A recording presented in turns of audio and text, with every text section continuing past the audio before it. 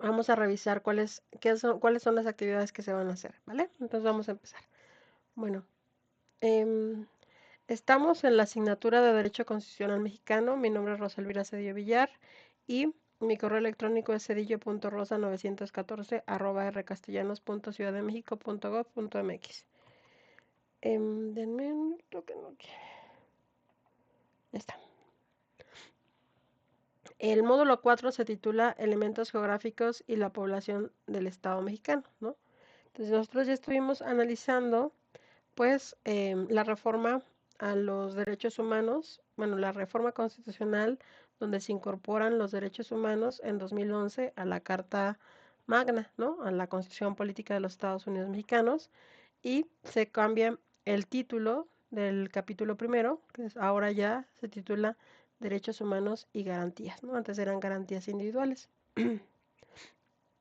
Después de esto, vimos la parte dogmática y la parte orgánica. La parte dogmática de la Constitución son los primeros 29 artículos que justo resguardan los derechos humanos y garantías.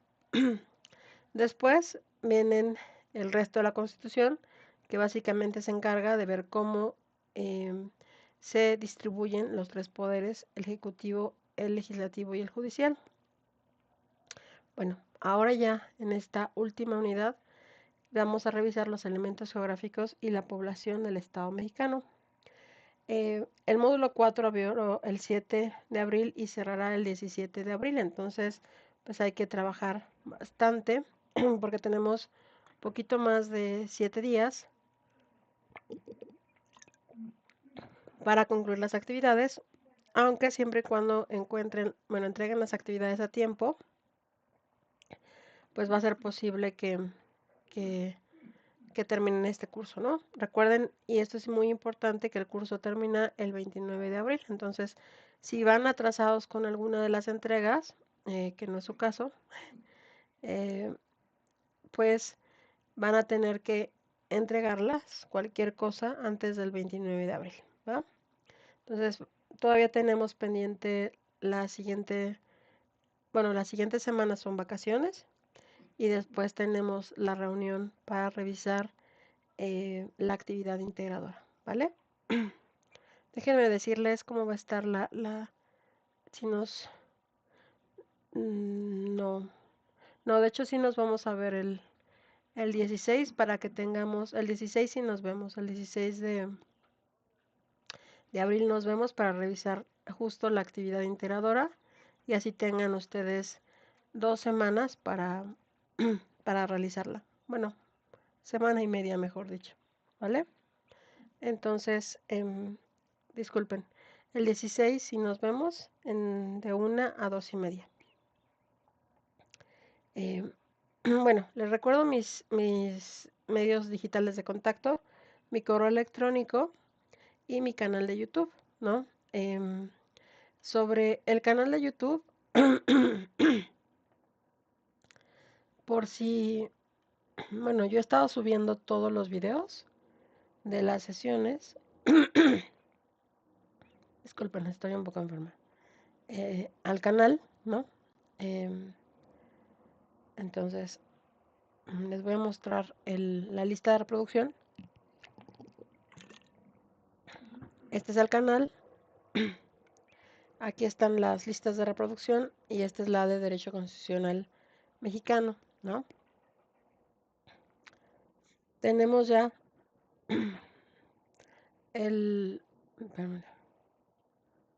permítanme porque voy a pararlo porque si no se duplica el audio. Bueno, aquí ya tienen todos los módulos y, bueno, un poquito después de terminar esta sesión, vamos a tener el siguiente módulo que es el módulo 4, ¿no? Entonces, también recordarles que si por algún motivo se perdieron algo de la sesión, pues pueden volver a revisarlo en las grabaciones, ¿vale? Entonces, bueno, vamos a regresar a la presentación. Listo. Entonces, en esta unidad, en este módulo 4, nuevamente tenemos dos actividades, una tarea auténtica y un foro de reforzamiento. Entonces, ¿qué van a hacer ustedes en la tarea auténtica? Primero, nos dice esta tarea que tiene, o sea, su objetivo es analizar la estructura geográfica que integra el territorio mexicano de acuerdo al texto constitucional para identificar el ámbito de aplicación espacial en el ámbito territorial. Entonces nos está diciendo, bueno, ¿cuál es el artículo que define los límites y los alcances, las fronteras del territorio mexicano? Nos va a decir, bueno, pues tienen que revisar los artículos 27, 40 y 41 de la Constitución Política de los Estados Unidos Mexicanos.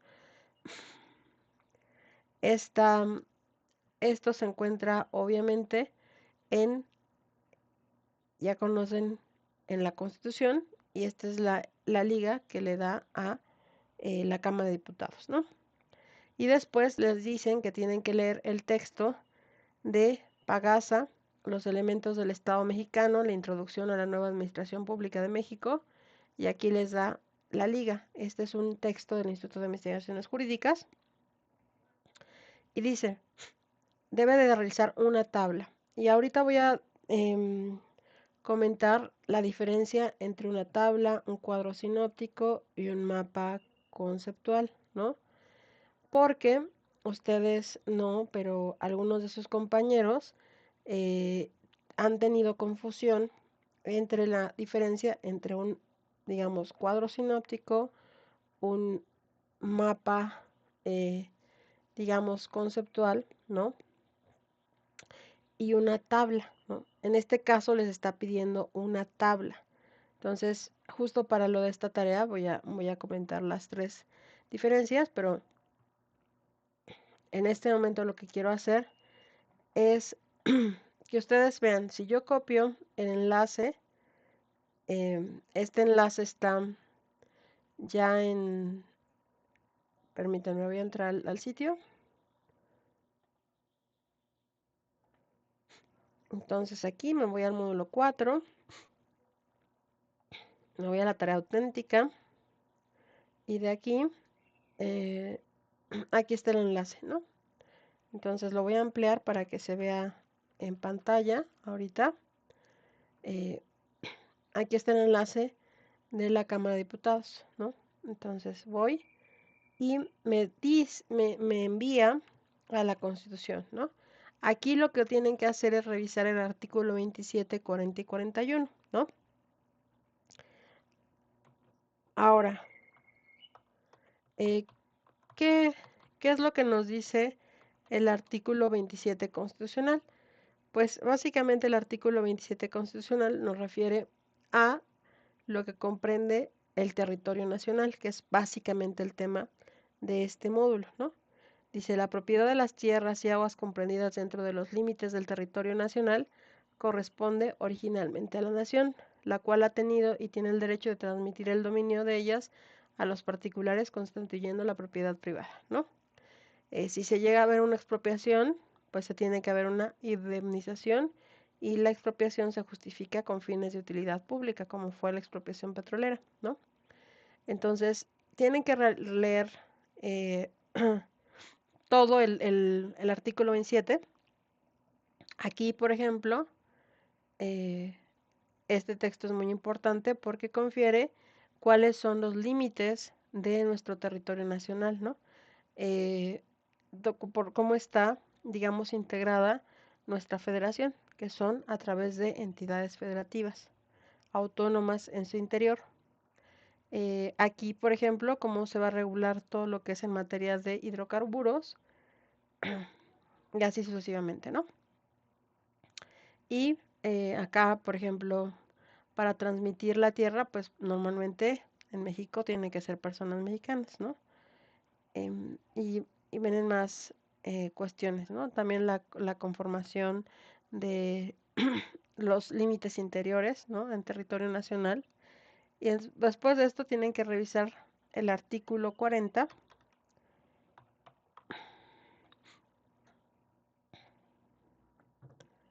Ahí está. La voluntad del pueblo mexicano, ¿no? Bueno, esta es una democracia laica y federal. compuesta de estados libres y soberanos, ¿no? Eso es el artículo 40 y el 41. El pueblo ejerce su soberanía por medio de los poderes de la Unión en los casos de la competencia de estos, ¿no? Entonces, tienen que revisar los, digamos, los 3 artículos en la Constitución, y después voy a regresar al, a la actividad, revisar este texto, ¿no? Este texto habla sobre los elementos del Estado mexicano. Pues cualquier estado, independientemente de sea mexicano o no, pero cualquier estado nacional está compuesto de un pueblo o población, de un territorio, de un gobierno, en este caso aquí le llama poderes públicos. Los poderes públicos, pues ustedes saben que es, en el caso mexicano es ejecutivo, legislativo, judicial, ¿no? Aquí viene la diferencia entre pueblo y población, ¿no? Los aspectos jurídicos y demográficos de la población, acá, ¿no? Los aspectos jurídicos de la población, la nacionalidad y quiénes son los mexicanos por nacimiento, por naturalización, etc., ¿no? Em, entonces les piden que revisen ese breve texto, eh, para que ustedes busquen justamente los elementos de ese estado, ¿no? Porque es importante que una población, bueno, que una persona eh, se asiente, un conjunto de personas, mejor dicho, se asienten en un territorio, organicen su forma de gobierno, ¿no?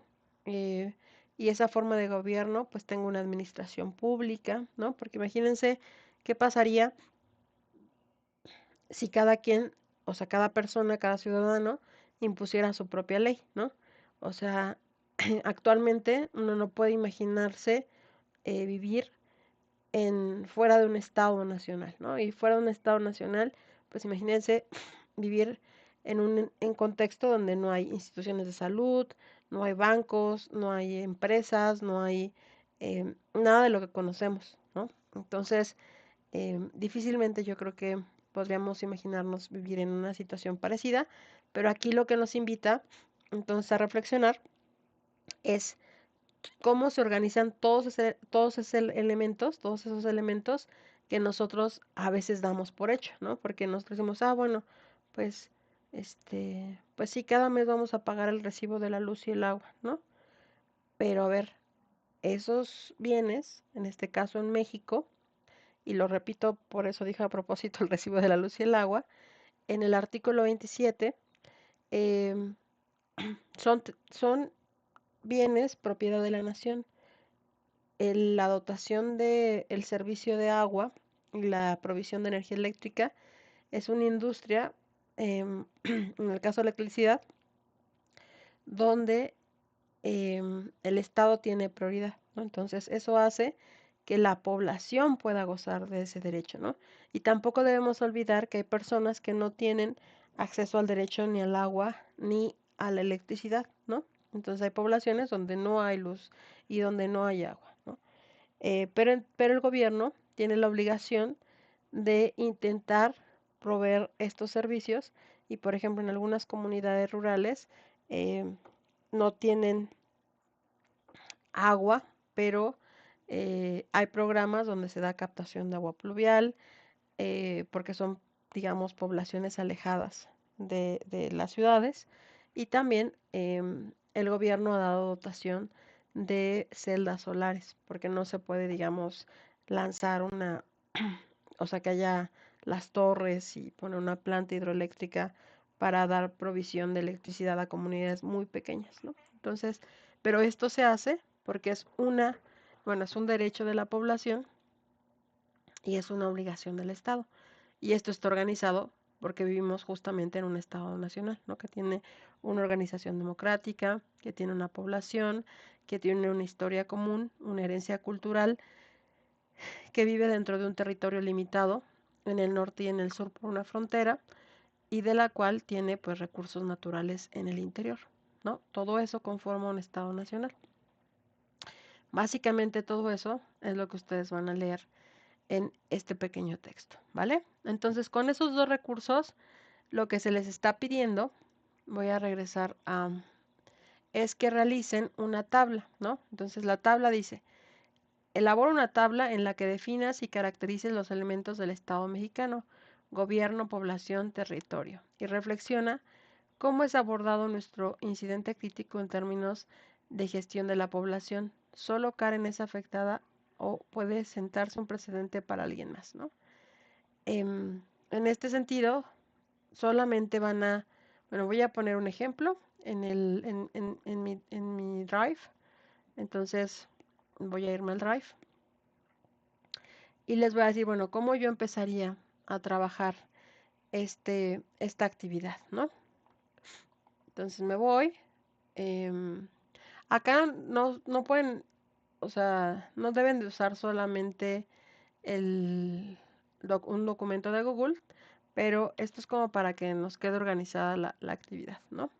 Entonces, esta es la tarea auténtica del módulo 3, ¿no?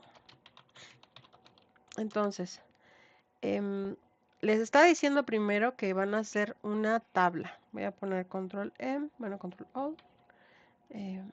Aquí le ponemos el color que sea automático. Y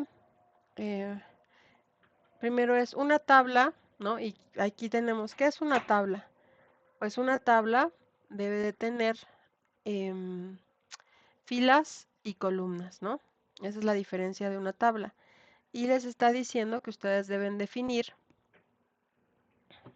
al menos 3 elementos, ¿no? Deben de definir cómo, y se definen las características.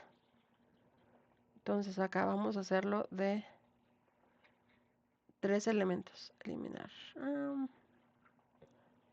Entonces, y acá voy a poner combinar, ¿no? Le está diciendo que ustedes tienen que definir y caracterizar, ¿no? Aquí, definición, caracterización. ¿Ok? Y van a tener que poner algunos elementos, ¿no?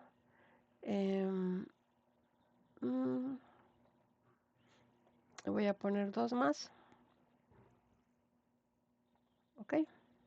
Tienen que definir algunos elementos, en este caso, definir gobierno, qué es población y cuáles son sus elementos con base en las dos lecturas. Recuerden que el contenido que está, eso está principalmente en la lectura del Instituto de Investigaciones Jurídicas, ¿no? Población, territorio.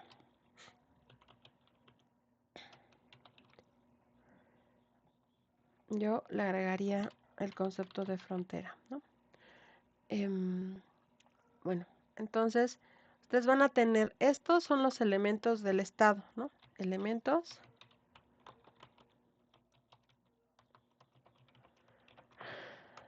en este caso del Estado mexicano, ¿no? Porque sin estos, pues no hay un Estado mexicano. Entonces, esta es una tabla, ¿no? Un arreglo de columnas y renglones. Entonces, ustedes van a tener que definir con base en lo que extraigan de los textos. Y acá todo cuadro, siempre recuerden que debe tener, aquí le van a, estos sí, los cuadros sí tienen fuente, y le van a poner elaboración propia con base en, y van a regresar a su actividad, ¿no? A Pagasa 2002, ¿no? Con base en Pagasa 2002, y en teoría también deben de sacar esos elementos. La Constitución, bueno, dijimos que era Cámara de Diputados, ¿no?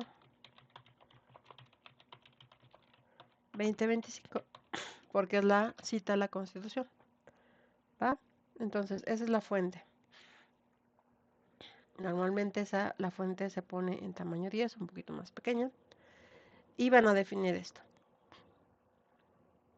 Y este cuadro es el tabla, esta es una tabla o cuadro, ¿vale? Cuadro 1, elementos del Estado mexicano, ¿no?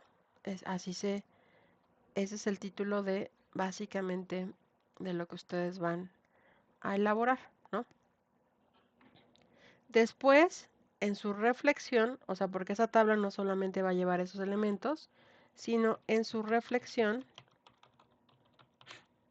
ustedes tienen que responder dos preguntas. ¿Cómo es abordado nuestro incidente en crítico en términos de gestión de población, ¿no? Y tienen que agregar las referencias. Yo ya les puse en, em, en formato APA, no hay fuentes y no hay... Las fuentes se utilizan para los cuadros y no hay bibliografía, ¿no? Bibliografía está en otros formatos de citación, pero no en APA. En APA se le llaman referencias. Entonces, estos dos, eh, estos dos textos que le están pidiendo que consulten, acá vamos a aprender a citarlos, ¿no? Y esas son sus referencias porque son los textos que sí o sí tienen ustedes que agregar en su documento. Entonces, primero, el autor de, de ese sitio de internet es Cámara de Diputados, ¿no? El periodo donde está marcado aquí es este periodo, que es la última reforma publicada en el Diario Oficial de la Federación. Y el Diario Oficial de la Federación, si ustedes lo ven, es 2025, ¿no? Entonces, Cámara de Diputados 2025. ¿Por qué? Porque es el autor y la fecha de publicación, ¿va? Después llevamos el título. Bueno, cómo se titula digamos, este documento? Pues es la Constitución, ¿no? Entonces, vamos a poner Constitución Política de los Estados Unidos Mexicanos. Y utilizo altas y bajas, no pongo copiar y pegar, porque si lo copiaba y lo pegaba, me iba a pegar puras mayúsculas, ¿no? Entonces, no utilizo. Después viene el país, que en este caso es México. La editorial, pues es la Cámara de Diputados. Y después viene la URL, que es la liga en la que yo copié este documento. Si es un libro, un texto, un documento completo, en este caso es, o sea, cuando se publique es un texto completo, es un libro, el título va en cursivas, ¿no? Si es un artículo, no va en cursivas, como ahorita está, este es un libro, ¿no? Entonces, aquí tengo Pagasa, que es el nombre del primer autor, abreviado su apellido, bueno, su nombre, discúlpenme, estos son sus nombres, el año de publicación, los elementos del Estado mexicano en introducción a la nueva administración pública en México, ¿no? Este es un capítulo.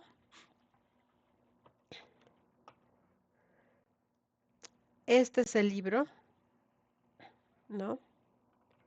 Eso va en cursivas.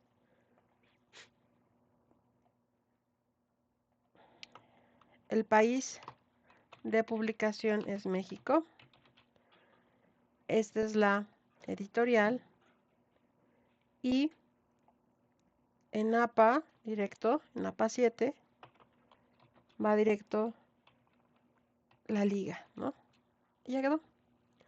Entonces, también otra sugerencia es que antes de ustedes, porque yo sé que les enseñan a utilizar, y no está mal que aprendan a utilizar los formatos de citación, pero es importante que ustedes aprendan el orden en el que van, eh, digamos, los elementos en formato APA, ¿no?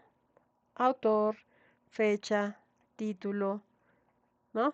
Acá, nombre del capítulo que estoy revisando, en el libro, país, editorial y liga, ¿no? ¿Por qué? Para que yo los vaya revisando, o sea, para que no piense que la máquina va a pensar por mí. No, la máquina nos ayuda, es un auxiliar.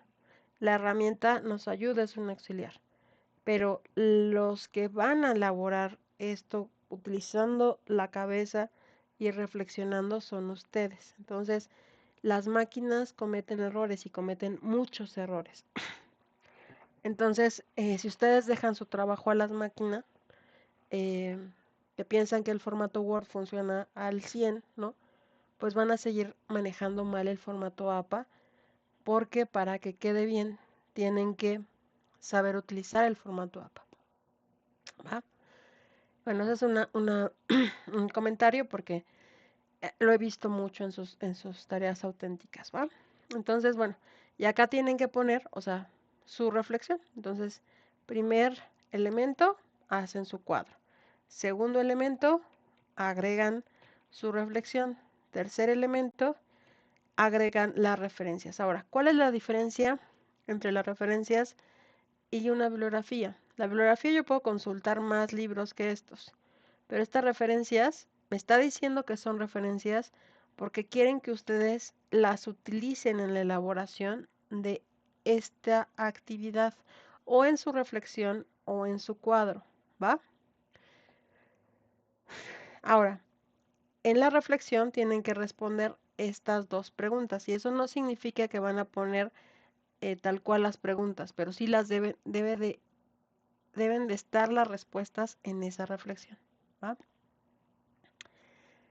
Bueno, esto era como algo rápido y ahora me voy a Canva y a Canva me voy a antes de regresar a la presentación, em, yo recomiendo que utilicen Canva principalmente porque, bueno, vamos a ir a un cuadro sinóptico. Ustedes le ponen aquí en Canva cuadro sinóptico, ¿no? Les doy ejemplos de cuadros sinópticos, ¿no? Entonces, un cuadro sinóptico, básicamente, ¿qué es? Pues tiene tiene estos elementos. Voy a poner este cuadro sinóptico, ¿no? Un cuadro sinóptico va a versar sobre un tema que empieza porque va de lo general a lo particular, ¿no? Entonces, cuando ustedes vean una tarea de cuadro sinóptico es porque quiero hablar sobre un tema yendo de lo general a lo particular. Entonces, aquí va el tema más general y aparte tiene un cuadro sinóptico, tiene nubes y tiene llaves. Estas cositas que están aquí son llaves, ¿no? Y donde planteo, bueno, si voy a hablar, por ejemplo, si yo les pidiera un cuadro sinóptico de los elementos del Estado mexicano, es posible, ¿no?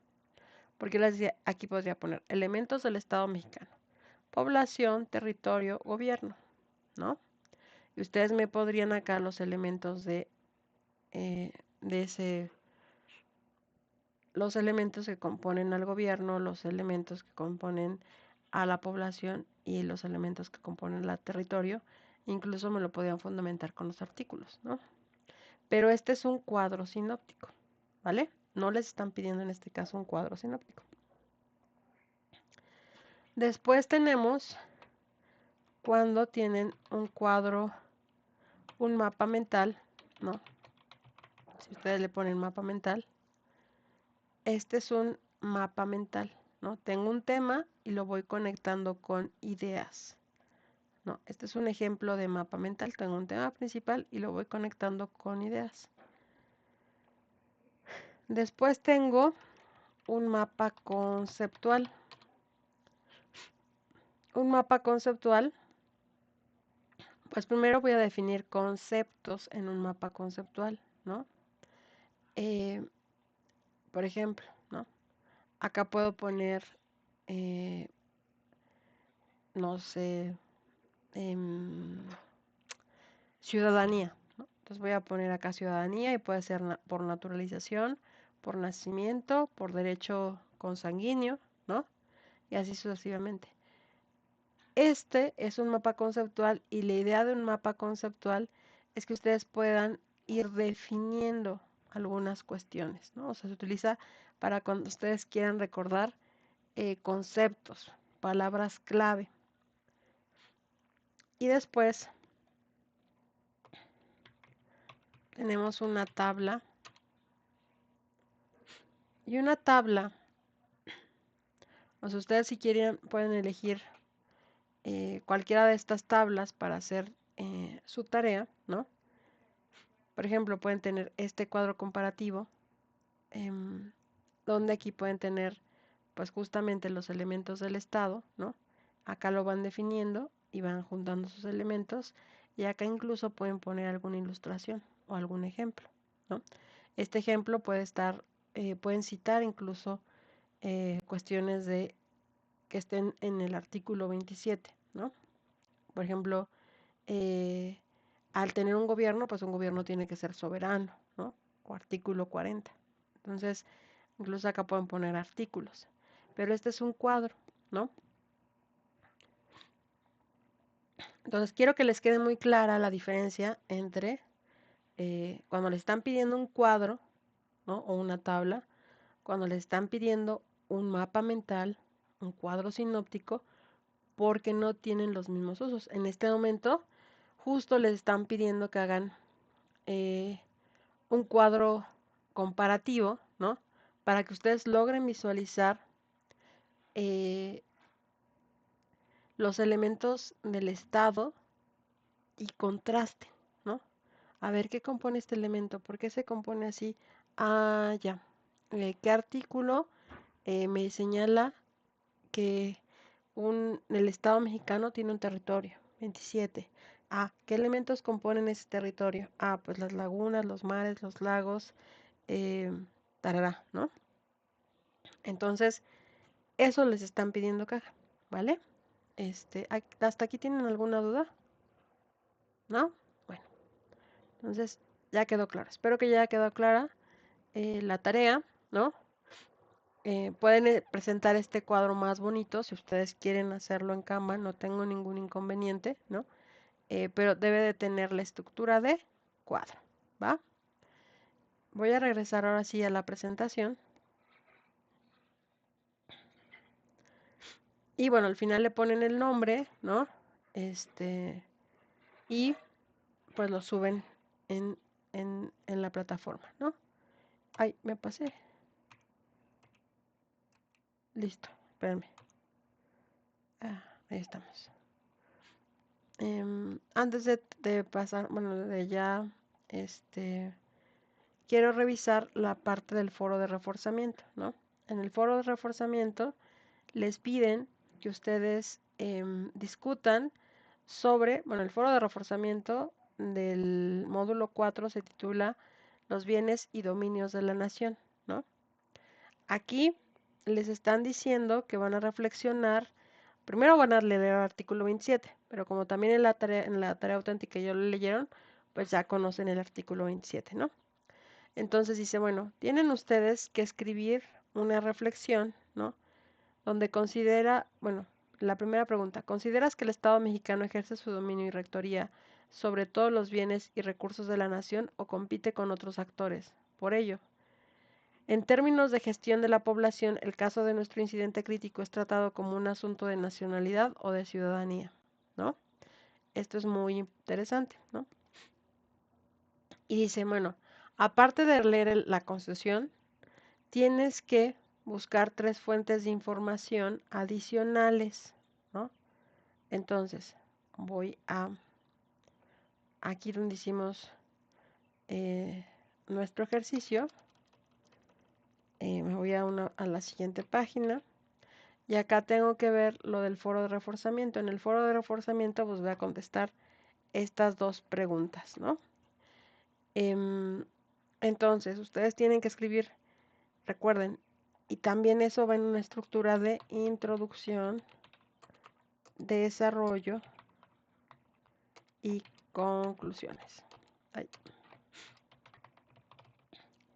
Y lleva sus referencias al final y deben de agregar 3 referencias adicionales, ¿no? Entonces, ahora, ¿dónde van a buscar esas referencias adicionales? Porque les están diciendo que deben de ser 3. Entonces, vamos a irnos a Google Académico.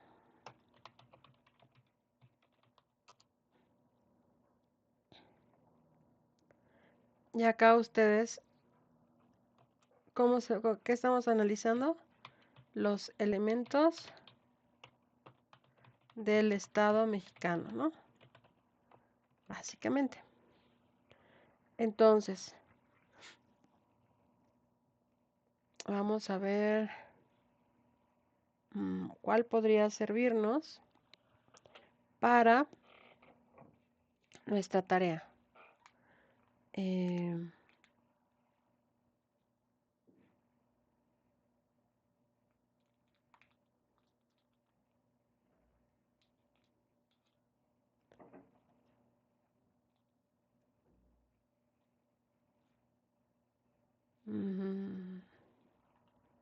Vamos a cambiar al Estado mexicano.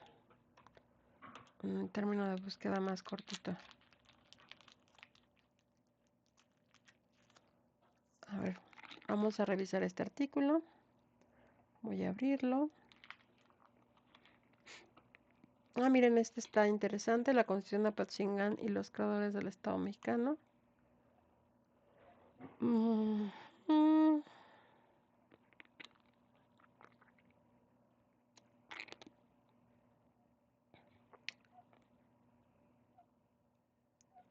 Bueno, vamos a revisar este, que se ve que está reciente. O relativamente reciente.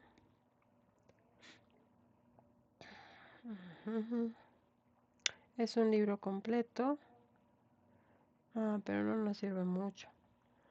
Entonces, ok. Acá tenemos. Este me parece que sí puede ser interesante. El texto de este, ¿no? Bueno, el Estado mexicano contemporáneo, ¿no? Entonces vamos a ver el Estado mexicano contemporáneo. Este. Aquí le dan clic en citar y ya les da la cita en formato APA, ¿no? Le damos copiar, le damos al documento. Revisamos que esté bien la cita. Lorenzo Meyer, bien, Meyer, Está en el texto, como este es el libro, esto va en cursivas, porque es la revista, disculpen, la revista. Y ya está, volumen, edición y las páginas, ¿no? Le faltan aquí pp. Listo. Entonces ya corregí la referencia. Y voy a leer ese texto, ¿no? Entonces,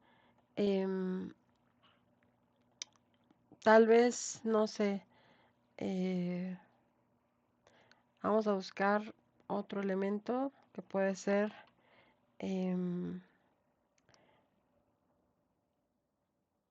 a ver, sin ponerle la comilla, vamos a poner elementos del Estado-Nación.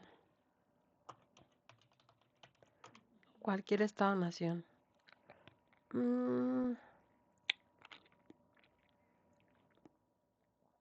Y tal vez queremos que sean documentos que sean recientes, ¿no? Que sean desde el 2024.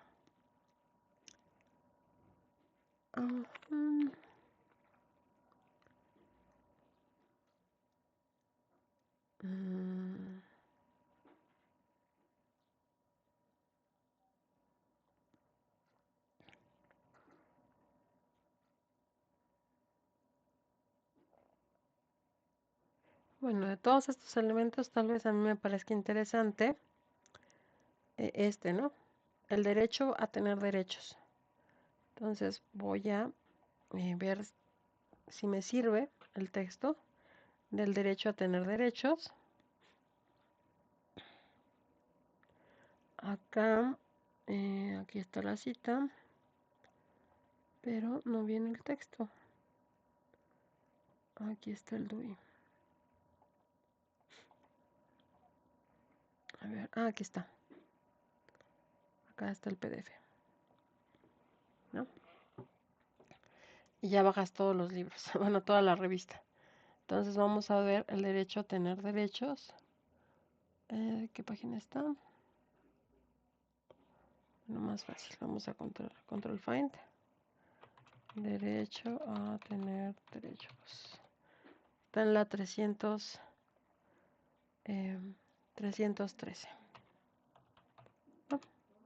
Entonces acá, bueno, este es el texto, ¿no? Lo pueden leer, ¿no? Justamente aquí habla del Estado Nacional y de las cuestiones como donde se está cuestionando qué elementos conforman al Estado. Entonces, bueno, digamos que ya lo revisamos y dijimos, pues sí nos convence, ¿no? Entonces, me voy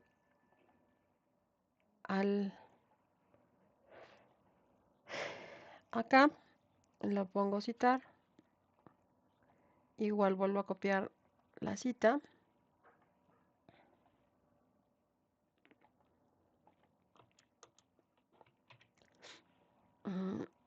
Acá,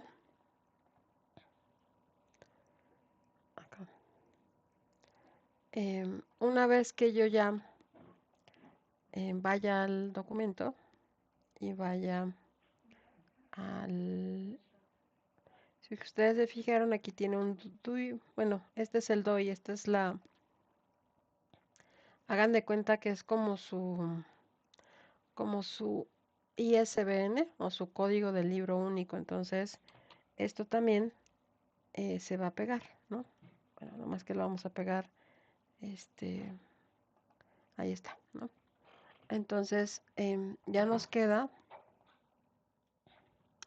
en el mismo formato, ¿no? Y acá nosotros no usamos ampersand, sino utilizamos i, ¿no? Y ya lo ponemos todo lo demás, tararatra. Y esta revista se llama Revista de Filosofía, ¿no? Entonces esto lo ponemos en cursivas, ¿no? Y así, necesitamos 3 fuentes. Entonces ya les enseñé a buscar las fuentes adicionales. Normalmente siempre recomiendo que busquen en Google Académico porque son fuentes de información confiable, ¿no? ¿Qué significa que es una fuente de información confiable? Pues que tiene autor, que tiene fecha de publicación, que tiene un título, que está publicada en una revista académica, que esta información no va a pasar mañana y se va a quitar de la red, ¿no? Donde ya este artículo fue revisado por pares académicos, dijeron, pues fue creado de forma adecuada y la información es confiable y verídica, ¿vale? Entonces, por eso recomiendo que todos sus trabajos lo hagan con Google Académico, ¿no? Entonces, aparte de esta fuente, pues tendrán que consultar otra más, ¿no? Y recuerden que aquí también tienen que agregar, pues, la Constitución, porque obligatoriamente les está pidiendo que independientemente de sus 3 fuentes adicionales, pues debe de estar la Constitución. También otra nota es que eh, las referencias tienen que estar organizadas en orden alfabético, ¿no? Entonces tampoco se les olvide ordenar sus referencias en orden alfabético, ¿va? Bueno, estas son las 2 actividades que tienen que revisar y ahora vámonos de manera rápida a revisar los contenidos del módulo, ¿no? Voy a pasarles la presentación. ¿Hasta acá tienen alguna duda sobre cómo elaborar sus tareas? Vale.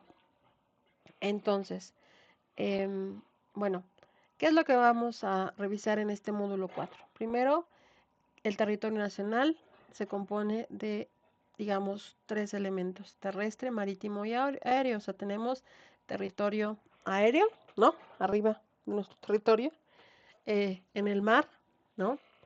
En la tierra, ¿no? Todo lo donde hay montañas y no hay poblaciones, todo eso es parte del territorio nacional. También se compone por estados y federación. Bueno, México es una federación. ¿Qué quiere decir que es una federación?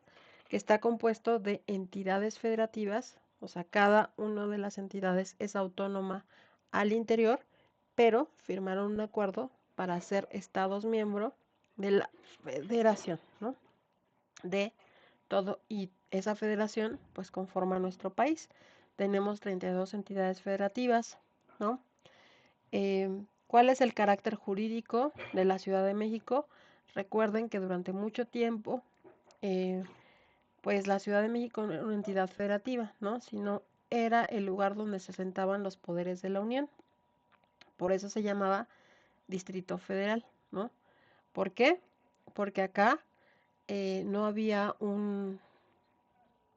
Ahora ya hay, eh, digamos, elige al jefe de gobierno, pero antes no se elegía, ¿no? Antes de Cuauhtémoc Cárdenas, eh, que fue el primer jefe de gobierno, pues teníamos un regente capitalino y el regente capitalino era designado por el Ejecutivo, ¿no? No era elegido de manera popular. Ahora ya el Distrito Federal tiene una Cámara de Diputados, ¿no? Tiene un poder legislativo, también tiene sus propios, digamos, poder judicial, ¿no? Y tiene también su propio poder ejecutivo. Pero esto no siempre ha sido así, ¿vale? Bueno, después vamos a ver los elementos de población, nacionalidad y ciudadanía, ¿no? Bueno, ¿por qué es importante que ustedes conozcan cómo influye en la aplicación de las leyes y las normativas dentro del país? Por ejemplo, ¿no? Si ustedes fueran, vamos a regresar al caso de Karen, ¿no? Karen solamente sabemos que es una chica musulmana, ¿no? Porque digamos que para usar hijab, em, las personas que utilizan hijab son los musulmanes, ¿no?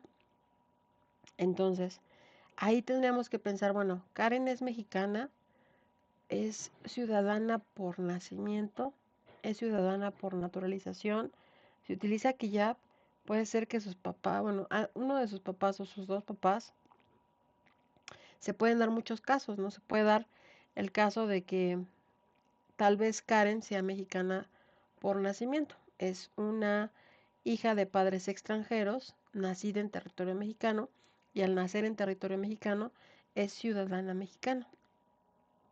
Eh, o puede ser, por ejemplo, que alguno de sus papás sea mexicano y entonces adquiere la nacionalidad mexicana por consanguinidad, ¿no? Es decir, es hija de padre o madre mexicana. O puede ser que Karen es refugiada, ¿no? Es una persona nacida en otro país y entonces pide asilo político o, digamos, llega como inmigrante a México y después de pasar por un proceso de naturalización, opta por ser una ciudadana mexicana, pero eh, o sea, ella decidió ser mexicana, ¿no? Entonces, todo esto pues lo tenemos que pensar, ¿no? Eh, y es importante pensarlo porque, o sea, si dependiendo de la forma en la que nosotros somos mexicanos, tenemos un cúmulo de derechos. O sea, seas independientemente mexicano por naturalización o nacimiento o por consanguinidad, todos tenemos derecho y todos estamos protegidos por la Constitución Política de los Estados Unidos Mexicanos, ¿no?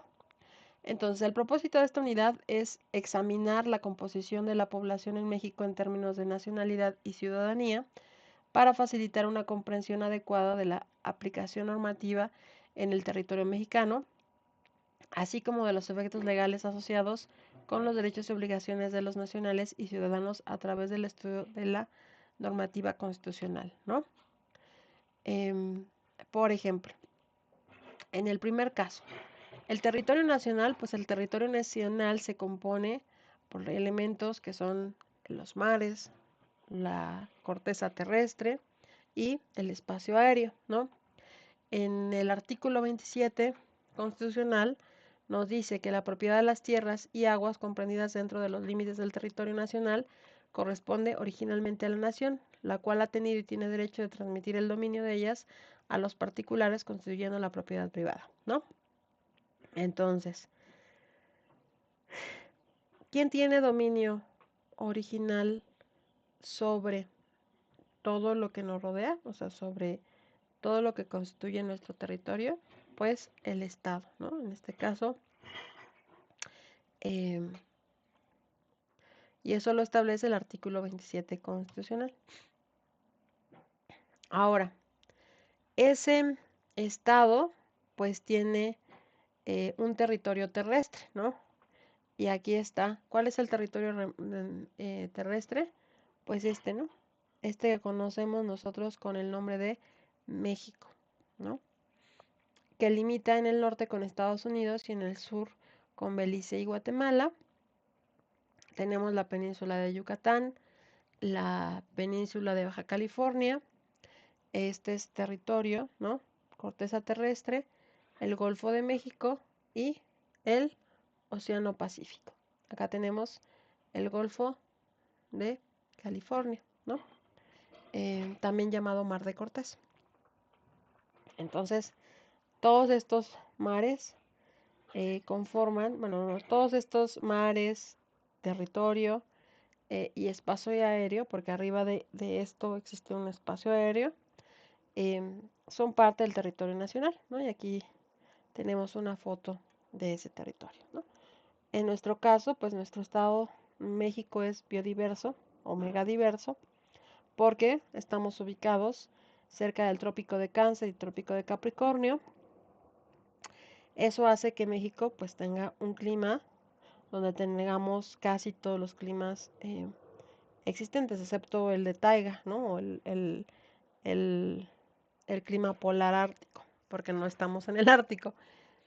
Pero tenemos playa, tenemos bosque, desierto y pues tenemos muchos accidentes porque tenemos aquí la placa de Cocos y eso hace que tengamos dos cordilleras, ¿no? La Sierra Madre Occidental y la Sierra Madre Oriental, o sea, muchas montañas. Bueno, entonces el territorio marítimo, pues acá tenemos el mar territorial, este que está en azulito, ¿no? Que está pegadito, o sea, el mar territorial es el mar que está pegadito al territorio. La zona económica exclusiva, esta es la zona económica exclusiva, donde pues las personas, tanto los militares como las personas que se dedican a la pesca, pues pueden ir a pescar porque eso corresponde a México, ¿vale? Entonces aquí dice, ¿no? El territorio marítimo se refiere al agua, al área de agua que rodea un país y se extiende desde su costa hasta los límites establecidos por la ley internacional. ¿Cuáles son los límites establecidos por la ley internacional? Aquí dice, este territorio se divide en varias zonas, como el mar territorial, 12 millas náuticas desde la línea de base, ¿no? La línea de base es aquí, entonces son 12 millas náuticas. Y la zona contigua, hasta 24 millas náuticas. Y la zona económica exclusiva hasta 200 millas náuticas, ¿no? Entonces, la zona económica exclusiva son 200 millas náuticas y la plataforma continental. Esta es la plataforma continental. Entonces, el territorio marítimo pues se compone de el mar territorial, la zona contigua, la zona económica exclusiva y la plataforma continental. Entonces ahí podrían poner los elementos solamente del territorio marítimo, ¿vale? Después tenemos el espacio aéreo, ¿no?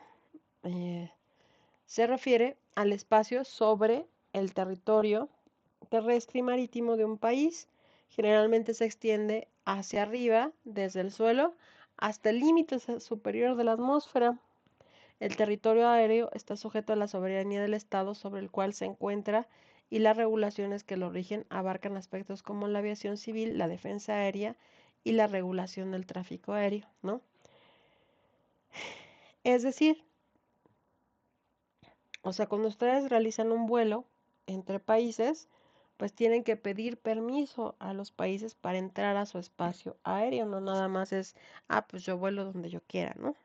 No, también el espacio aéreo, pues es propiedad de los estados. Entonces, y este es importante, ¿por qué? Porque ahí, pues se lleva a cabo la aviación, la defensa aérea, ¿no? Si alguien invade el espacio aéreo de otro país, pues va a tener problemas porque hay un monitoreo constante del espacio aéreo, ¿no? Y también, pues, esto es importante porque pues uno debe de saber quién entra y quién sale de su territorio, ¿no? En este caso, el manejo del tráfico aéreo. Y aquí dice, de acuerdo con los artículos 42 y 40, 41, 42 y 44 de la Constitución Política de los Estados Unidos Mexicanos, el territorio comprende eh, todas las partes integrantes de la federación, las islas, incluyendo los arrecifes y cayos, disculpen, cayos en los mares adyacentes, el de las Islas Guadalupe y las de Revillagigedo situadas en el Océano Pacífico, la plataforma continental y los zócalos submarinos de las islas, cayos y arrecifes, las aguas de los mares territoriales en extensión y términos que fija el derecho internacional y las marítimas interiores, y el espacio situado sobre el territorio nacional con la extensión y modalidades que establezca el propio derecho internacional. Entonces, básicamente, ¿qué es lo que compone el territorio mexicano? Pues una es el espacio aéreo, el territorio marítimo, que podemos tener el mar territorial, la zona contigua, la zona económica exclusiva y la plataforma continental. Y esta, digamos, se divide pues en 32 entidades federativas, ¿no? Entonces, bueno, eso está plasmado en la Constitución Política de los Estados Unidos Mexicanos. Ahora, eh, ¿cómo se organizan estas entidades federativas? ¿No? Acá tenemos este,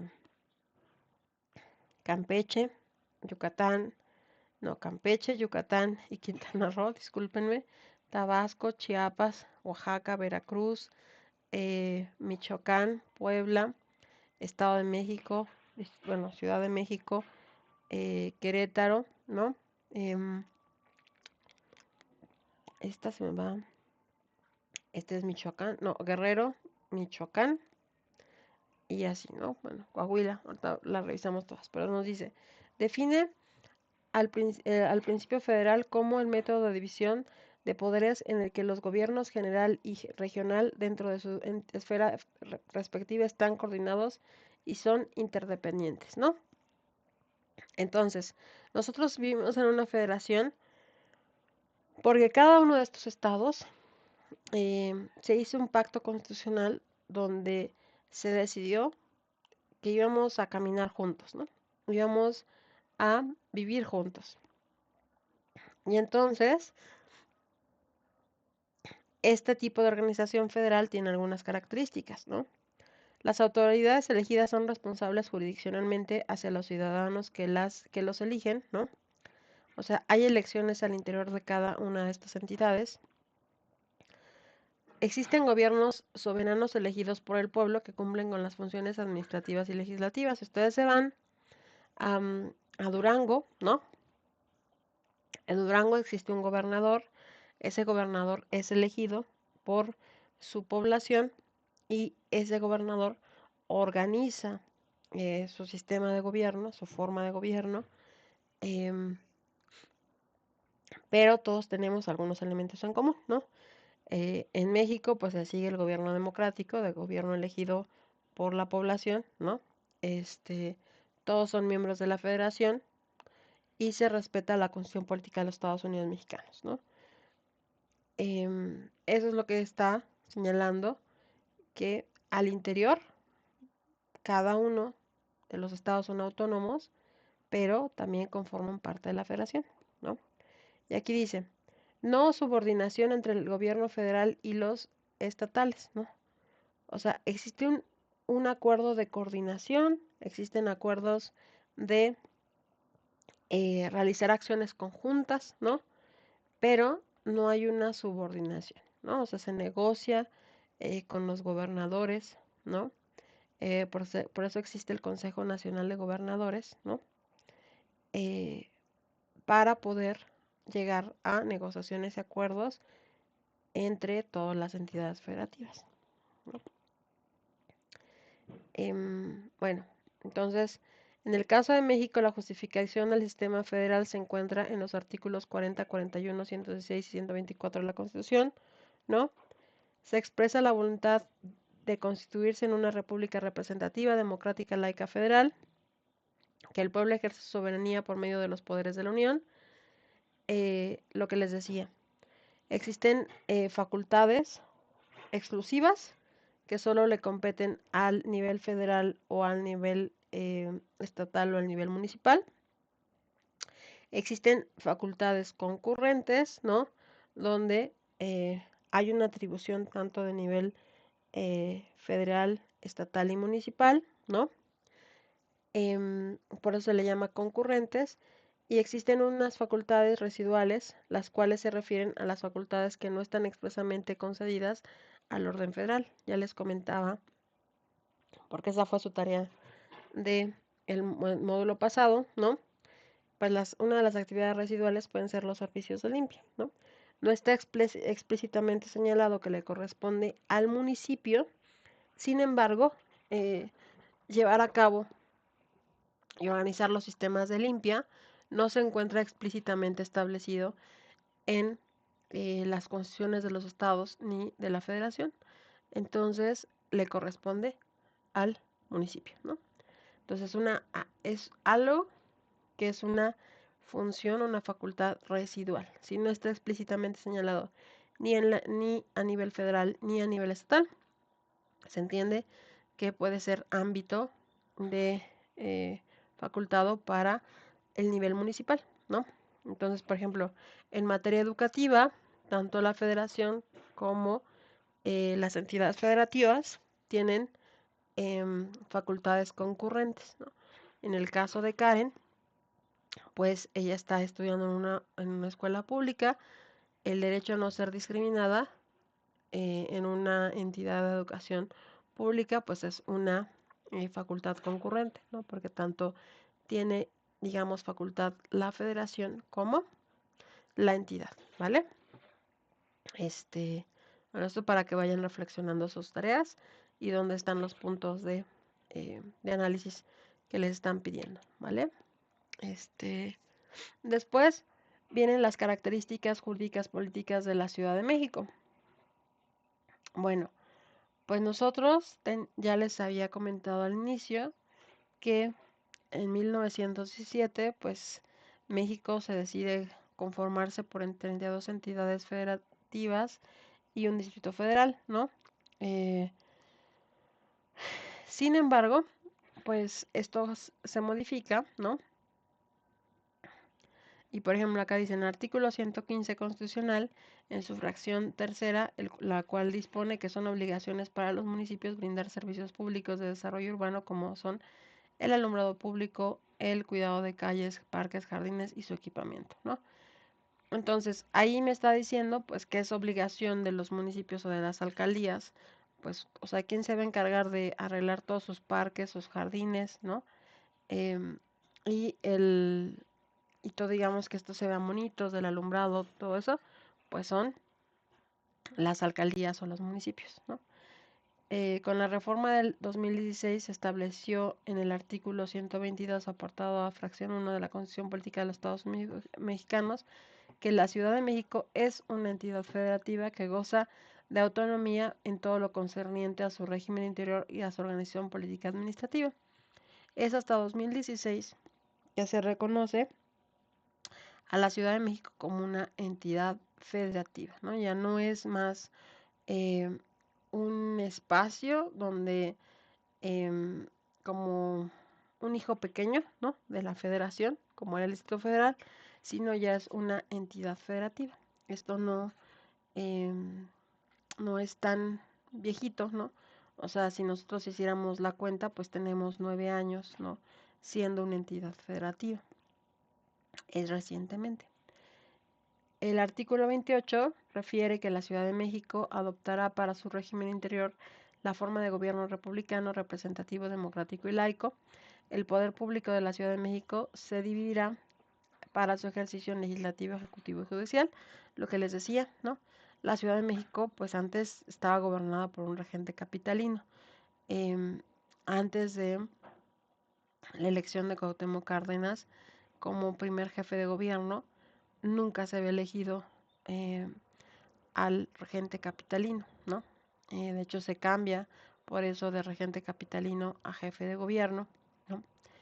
Y poco a poco, después de este evento, eh, cada vez se va, digamos, fortaleciendo eh, la Ciudad de México como una entidad federativa, entonces va teniendo su propio poder ejecutivo, su propio poder legislativo y su propio poder judicial hasta ahora, que ya después de 2016 pues ya dicen, ¿saben qué? Ya tienes tu propio régimen interior, o sea, forma de elegir a tus gobernantes, tienes una organización política y administrativa, tienes tus límites, tienes tus alcaldías, ya eres una entidad federativa, ¿no? Eh, bueno, y la forma de gobierno, pues es democrática, ¿vale? Ay, me pasé una. Entonces, la Ciudad de México, pues actualmente ya tiene su propia constitución, ¿no? De la Ciudad de México. Y entonces eso hace que, pues ya como que tenga una mayoría de edad como entidad federativa, ¿no? Entonces su poder legislativo se deposita en su legislatura local, ¿no? Se eligen sus diputados. Su poder ejecutivo se denominará jefe de gobierno de la Ciudad de México y tendrá a su cargo la administración pública de la entidad.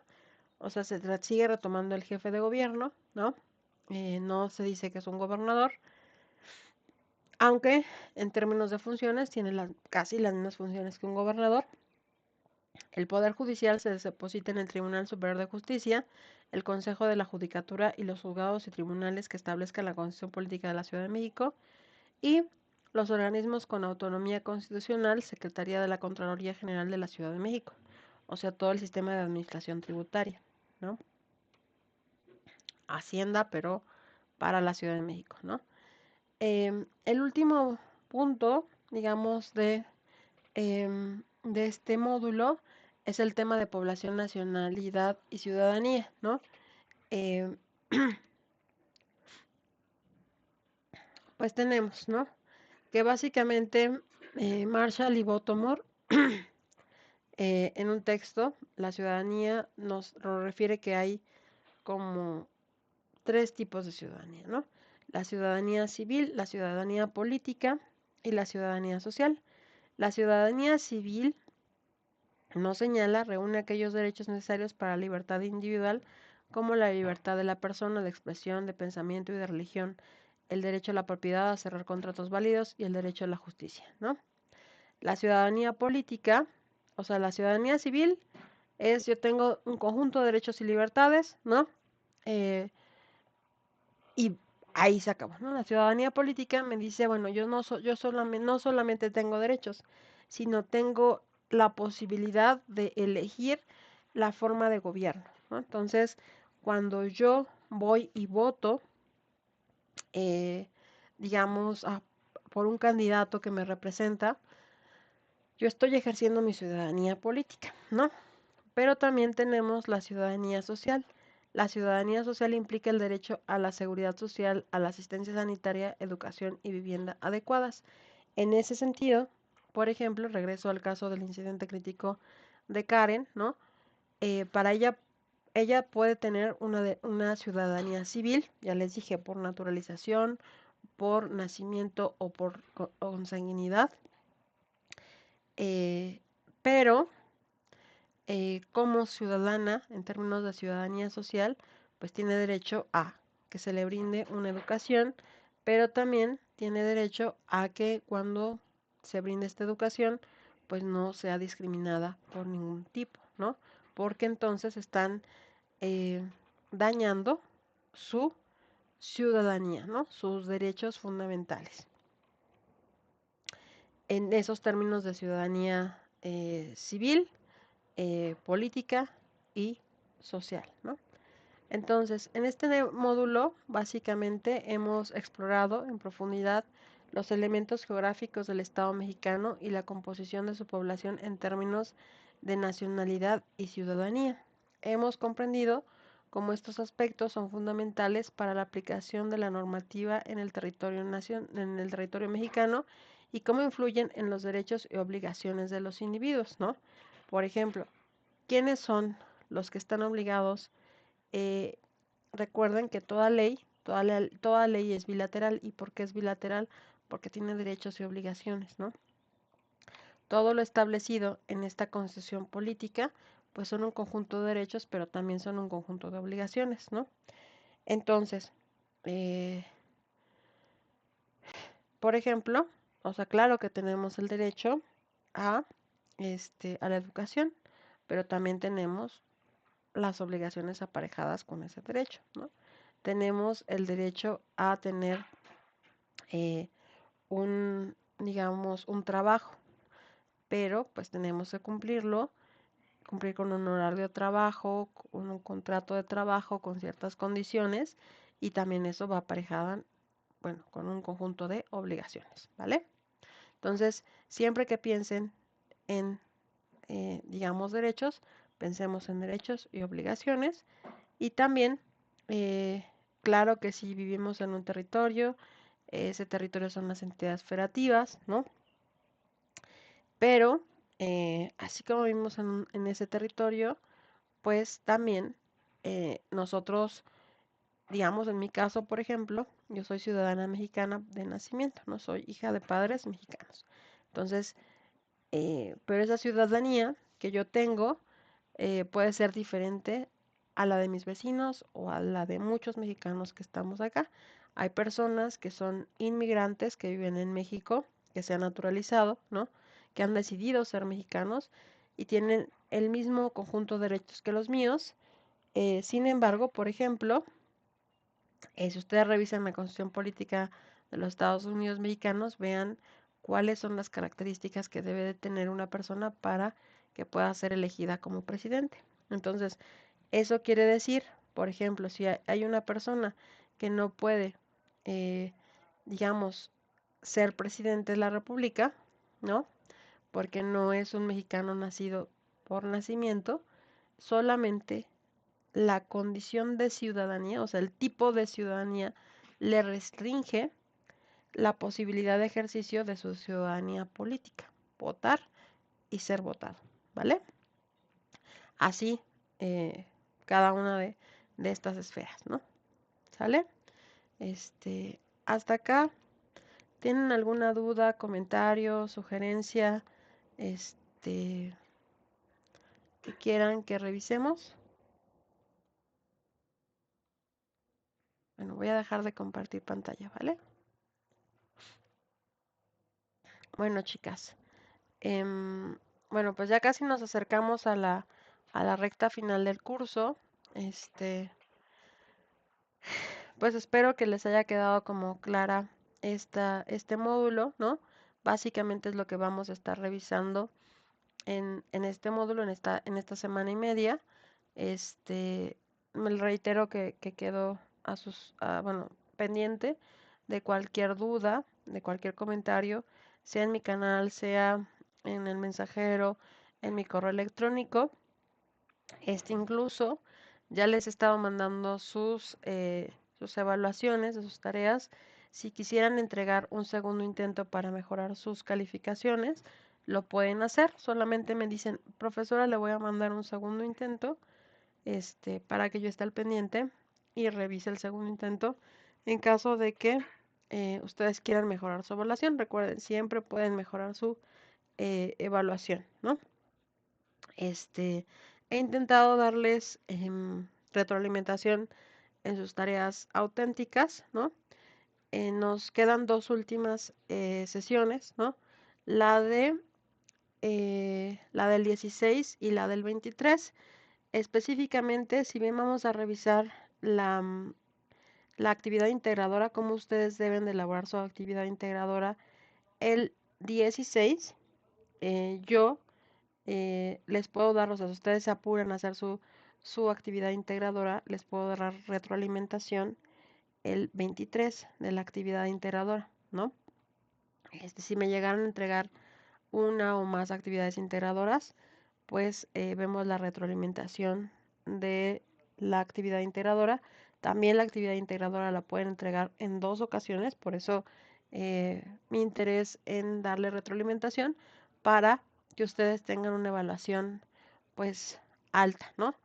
Me interesa sobre todo, recuerden que el espíritu de la Universidad Rosario Castellanos es que ustedes, o sea, nadie es perfecto digamos es exitoso la primera, ¿no? Entonces, el segundo intento es para que ustedes mejoren sus habilidades, ¿no? Poco a poco, de forma gradual, y pues esto forme parte de un proceso de aprendizaje normal, ¿no? Entonces, pues yo quedo abierta si ustedes quieren mandar un segundo intento para que de sus tareas auténticas, después de recibir su retroalimentación, eh, para que se pueda revisar, ¿vale?